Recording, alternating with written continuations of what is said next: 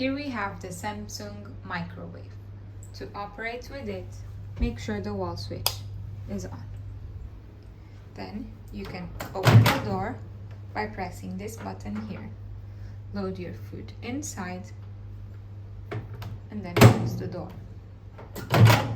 You can also check some functionalities and specifications here.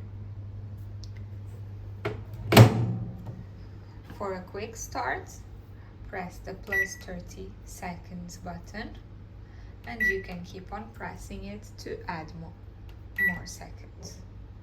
To start, press the start button, and then to stop and cancel, press this red button here.